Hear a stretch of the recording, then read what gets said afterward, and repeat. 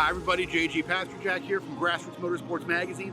Over my shoulder, the brand new 2020 Toyota Supra. We just got off track here at Summit Point Motorsports Park on the Shenandoah circuit.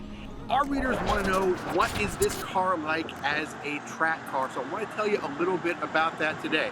I think if I had to sum it up in a sentence, I would say, as it sits, as it comes off the factory floor, off the showroom floor, it is very, very good with greatness in sight. There are a few nits that I can pick that are largely solvable things, I think, for most people that are going to be using this as a track car. First off, let's talk about handling. The car is extremely well balanced. It's got a 50-50 weight distribution within like 1/10%, and you really feel that on track. The car uses all four wheels, all four tires to turn into and to negotiate through corners very, very well. Not many cars I've driven out of the factory that are so neutral and so well balanced just right off the showroom floor. Now, it's got a set of Michelin Pilot Super Sport tires on it from the factory, and that is one of the nits I'm going to pick right off the bat. So Michelin Pilot Super Sport, fantastic all-around tire. If you're going to be doing track days with this car, though, I would recommend something a little bit more aggressive, something like a BF Goodrich Rival S, something like a Bridgestone Potenza RE71R, or even more aggressive than that, going down below the 200 tread wear range. There is just that little bit of hesitation, of pause between action by your hands, between action by your feet, and reaction of the chassis. And most of that I can attribute to the fact that it's just got a set of high-performance street tires and not a set of track-focused tires on it. So you can probably hear one of my fellow journalists getting a little bit overly aggressive with those Michelin Pilot Super Sports right beyond the hill there.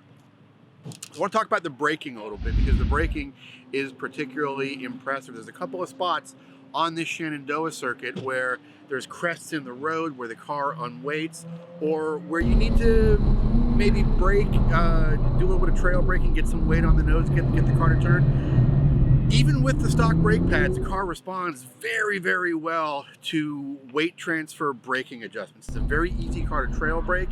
It's a very easy car to ride that threshold of the ABS, especially entering corners that are a little bit bumpy or have some road undulations.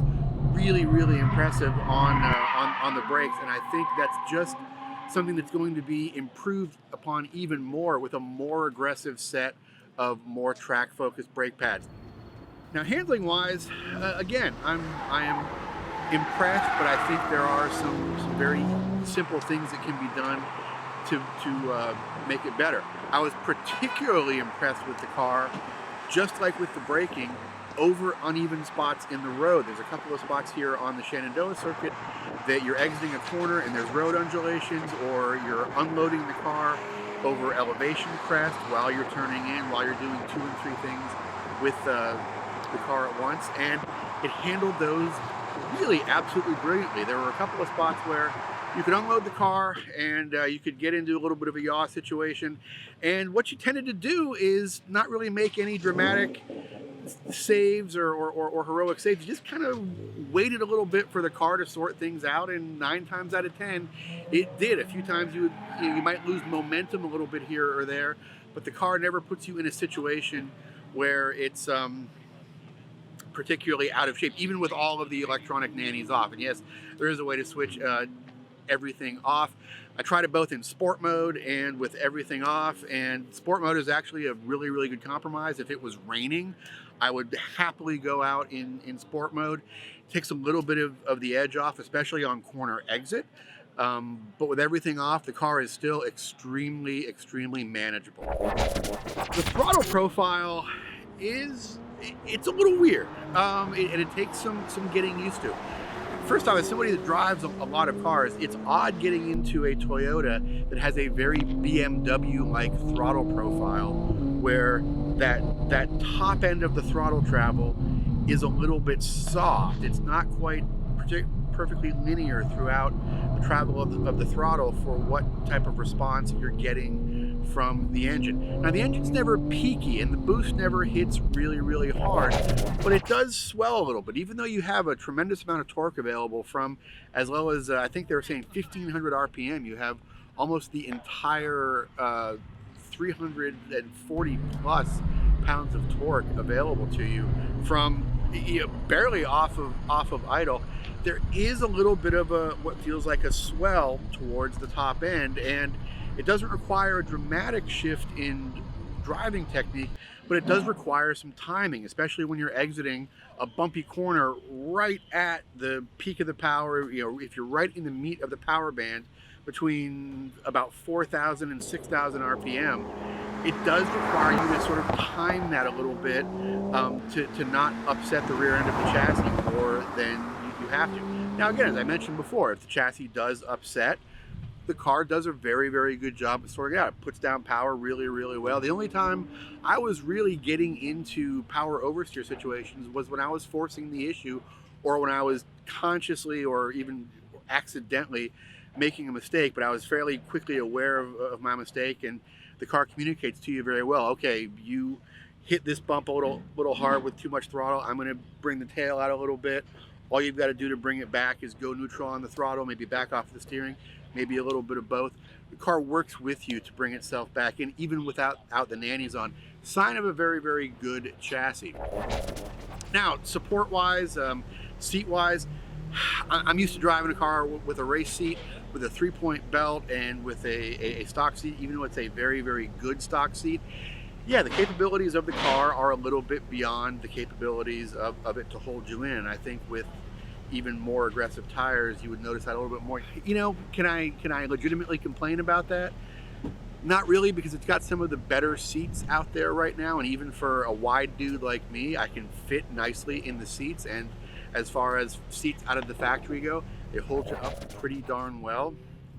So again, I can't complain. I think a nice set of fixed belts, a set of track belts, would be a nice upgrade for this car if you're going to do track days with it.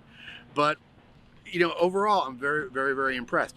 I also like the fact that even the base model Supra comes with all of the performance goodies that the top end model does. There's a little bit of a rear brake difference, but aside from that, if you want the hot performance model, you don't have to go deep into the catalog. You can buy the least expensive Supra and get all of the good performance goodies. You have all of the electronic stability management, so there's no shock options that you get further down the road.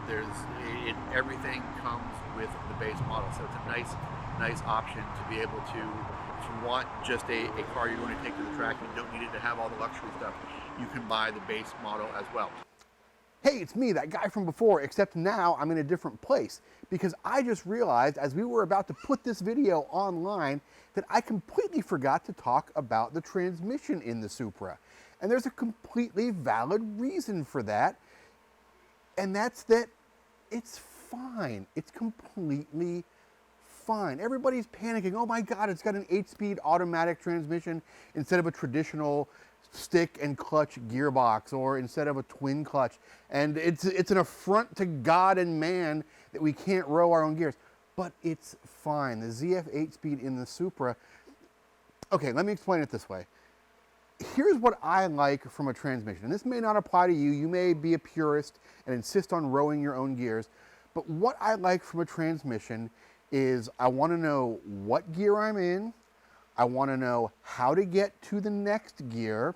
And I want it to feel the same way every time I go to that next gear. And I want to know what it's going to feel like once it goes into that gear. I want predictability, and I want consistency, and I want a connected feeling between the throttle pedal and the rear wheels. I don't like a lot of torque converter lag. The ZF 8-speed automatic in the Supra does all that just fine. If you put it over in manual mode, you've got excellent control through the paddles. You've got a very well-timed upshift from the right paddle. You've got a very well-timed downshift from the left paddle. Good rev matching on the downshift.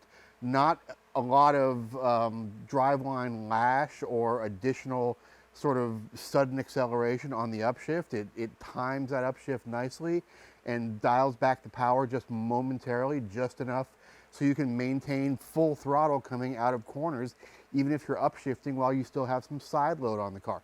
Does a fantastic job of that. The timing is good, the action is good, the feedback is good, and there doesn't seem to be any sort of torque converter slop between the engine and the rear wheels. So, if you're a purist, sorry. All I can do is apologize for Toyota that there isn't a manual gearbox in this, but the ZF 8-speed auto in the Supra is just fun. I enjoyed it on track. I enjoyed it on the street. So, back to me at the Supra launch. All right, if you want to hear more about the car, we did a 1 hour long, probably I'm doing it tonight, but we did a full-length video with no driving impressions, but with a lot of technical information directly from the Toyota folks. A live broadcast a few nights ago, this past Wednesday, May the 8th, I believe it was. So you can scroll back in our timeline and see that.